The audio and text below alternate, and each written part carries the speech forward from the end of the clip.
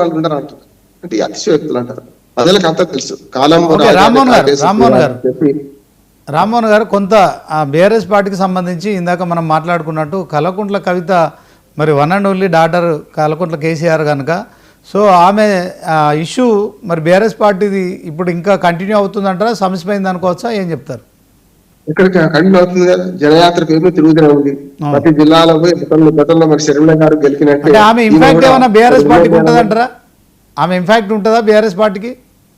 ఉంటుంది, గ్యారెంటీ. చాలా నష్టం అంటాడు. ఇప్పుడు ఇంట్లో ఇప్పుడు ప్రాణం, ఇప్పుడు ఇంటి దొంగ ప్రాణహాని అనే సామెత కదా శ్రీనివాస్ గారు. తప్పనిసరి ఉంటుంది. బీఆర్ఎస్ నష్టం చేస్తుంది ఆ దూరంగా చెప్పాలంటే. నష్టం చేయడమే కాదు, ఇంటి గుట్టు బయటపడుతుంది కదా. కాకపోతే ఏంటంటే అందరికీ తెలిసిందే, ఇప్పుడు ప్రాంతీయ పార్టీ బండి శ్రీనివాస్ గారు ఒక ప్రైవేట్ ఆస్తులుగా మారిపోయింది కదా. ప్రాంతీయ పార్టీలు వికేంద్రీకరణ, అవినీతి కేంద్రీకరణ, అధికార కేంద్రీకరణ ఉంటది, చూసినాం కదా. వాళ్ళంతా కూడా కేంద్రీకరణ, కుటుంబ సభ్యులు దోచుకుంటారు.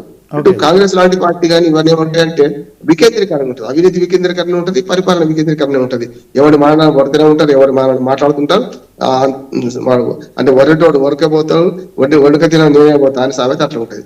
కనుక అవినీతి బీజేపీకి సంబంధించిన అంశంలో రామ్మోహన్ గారు, బీజేపీకి సంబంధించిన అంశంలో నూతన అధ్యక్షుడిగా రామచంద్రరావును నియమించిన తర్వాత ఆ బీజేపీ పుంజుకుంది అనుకోవచ్చా? మరి ఎన్నికల్లో వెనుకబడిపోవడం కావచ్చు, మరి ఆయన నాయకత్వాన్ని పూర్తి స్థాయిలో ఎట్లుందంటారు? అంటే ఇప్పుడు శివాలయాన్ని ఆయనకి అప్పచెప్పారు. మోడీ చరిస్మాతోనే 8 పార్లమెంట్ సీట్లు, 8 అసెంబ్లీ సీట్లు వచ్చాయి. సమస్య లేదు, ఇవాళ కాదు. 2014 ఎన్నికల్లో తర్వాత 14 ఎన్నికలు లేవు, 18 ఎన్నికలు చూసుకుంటే, అసెంబ్లీలో చూసుకుంటే మీకు అప్పటికే 4 సీట్లు మన పార్లమెంట్ సీట్లు మన బీజేపీకి వచ్చినాయి కదా. అవును, ఒకటే సీట్లు అసెంబ్లీలో పోయింది. ఎందుకంటే మోడీ మానియా పనిచేసి ఇప్పుడు మొన్నటి 2023-24 ఎన్నికల్లో, పార్లమెంట్ ఎన్నికల్లో మోడీ మానియా బాగా పనిచేసింది. ఇవాళ మోడీ చూసి ఓట్లేశారు, వీళ్ళు ఎవరిని చూసి ఓట్లేదు. ఇప్పుడు కిషన్ రెడ్డి ఉన్నా, రామచంద్రరావు ఉన్నా, అంతకుముందు బండి సంజయ్ ఉన్నా. బండి సంజయ్ కొంచెం దూకుడుగా పోయింది, పార్టీని కొంచెం ముందు. రామచంద్రరావు గారు సక్సెస్ అయినట్టు అంటారా రాష్ట్ర అధ్యక్షుడుగా?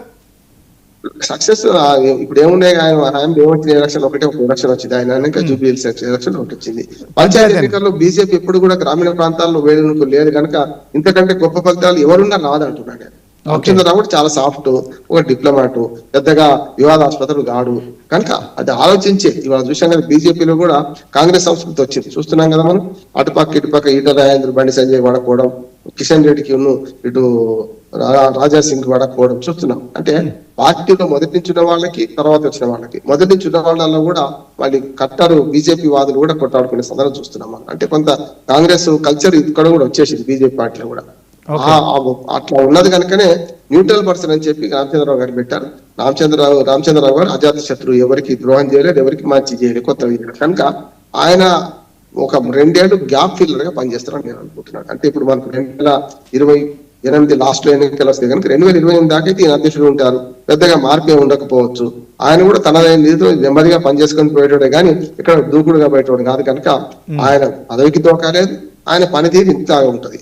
రేపు మున్సిపల్ ఎన్నికల్లో మాత్రం ఫెయిల్ అవుతే రామచంద్రరావు గారి పదవికి తప్పనిసరి ఏమైనా ఎసరు వచ్చే అవకాశం ఉంటది. మున్సిపల్ ఎన్నికల్లో రామచంద్రరావు ఒక్కడే కాదు, ఇప్పుడు 2 కేంద్ర మంత్రులకు ఛాలెంజ్ కదా శ్రీనివాస్ గారు.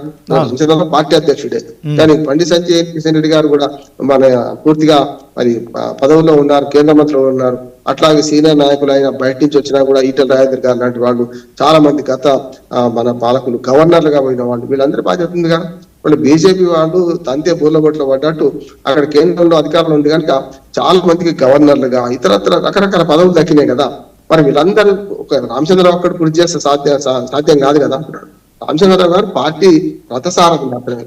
రథంలో కూర్చున్న వాళ్ళు రథాన్ని తీసుకుపోయి ఇంధనం పోసేవాడు, రకరకాలు ఉండాలి కదా. అందులో భాగంగా బీజేపీకి మంచి రోజులే ఉన్నాయంటారు నేను. రేపు నెక్స్ట్ ఇయర్ లో బీజేపీకి కొంత మున్సిపల్ ఎన్నికల్లో మంచి ఫలితాలు వస్తాయి, మంచి రోజులే ఉన్నాయి అనుకుంటున్నాను. చూద్దాం. Right, okay. రామ్మోహన్ గారు, ఇప్పుడు మరొకసారి మాజీ సీఎం, బీఆర్ఎస్ నాయకుడు, తెలంగాణ ప్రత్యేక రాష్ట్రం కోసం 14 సంవత్సరాలు మరి ఆ ఉద్యమాన్ని నడిపించిన నాయకుడు, ఇప్పుడు మరొకసారి కృష్ణా గోదావరి జలాలన్నీ కూడా ఆంధ్రకు తరలిపోతున్నాయి.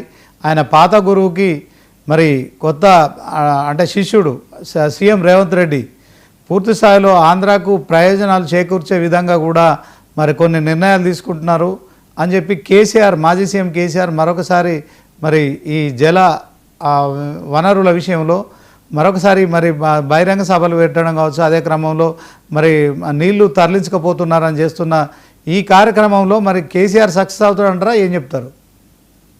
ఖచ్చితంగా అధికార పార్టీ డిఫెన్స్ లో ఉండాలి, అఫెన్స్ ఇవ్వడానికి. ప్రతిపక్ష పార్టీ అఫెన్స్ లో పోతుంది. కాకపోతే ఒక్కవేళ అడిచిపెట్టి శ్రీనివాస్ గారు 4 ఏళ్ళు మనదిక్కుంటాయి కదా. గత 10 ఏళ్లుగా మీరు చెప్తున్న జల వివాదాలు ఎందుకు పరిష్కరించలేకపోయిందో అని కేసీఆర్ గారు అడిగేవారు. అందుకని అదే ప్రశ్న వస్తుంది. ఆయన ఒకటంటే 4 వాడున్నాడు.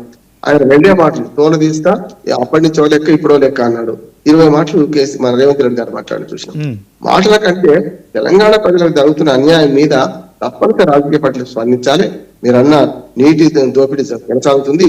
రేవంత్ రెడ్డి గారు కానీ ఉత్తమ్ కుమార్ రెడ్డి గారు నీటిపారుదల శాఖ మంత్రి ఇట్లాగే ఊరకుంటే మాత్రం వాళ్ళ కష్టాలు తప్పారు. ఎందుకంటే పాలమూరు రంగారెడ్డి విషయంలో కేసీఆర్ గారు ఎంత చేసినారో అందరికి తెలిసి కనపడుతుంది అక్కడ తప్పే. ఈ 2 ఏళ్ళుగా మీరు ఏం చేశారంటే 2 ఏళ్ళుగా పూర్తిగా పండబెట్టారు కదా, ఏం చేయలేదుగా, 27,000 కోట్లు మేము ఖర్చు పెట్టామంటున్నారు. అందులో డిపిఆర్ వెనక్కి వచ్చినాక కూడా 45 టీఎంసీలకు ఎందుకు ఒప్పుకున్నారు అంటున్నాడు. నేను ఎందుకంటే ఆ నీటిపారుదల రంగంలో నిపుణుడిని కనుక నేను బ్రిజేష్ కుమార్ ట్రిబ్యునల్ తీర్పు ఆపడానికి అతని పక్షంలో కిరణ్ కుమార్ రెడ్డి గారు ఉన్నప్పుడు నేను కూడా ఢిల్లీకి వెళ్ళి మన్మోహన్ సింగ్ గారిని కానీ ఆ ప్రభుత్వం పంపిస్తే కలిసిన వాడిని కనుక ఈ వివాదాన్ని జీరో సమ్ గేమ్ ఆడుతున్నారు శ్రీనివాస్ గారు. నా ఉద్దేశం అంటే రాజకీయ పార్టీని బ్లేమ్ చేయాల్సిందే. అన్ని రాజకీయ పార్టీలు తిలా పాప తలా పెట్టుకోండి, ఇంక్లూడింగ్ బీజేపీ కూడా.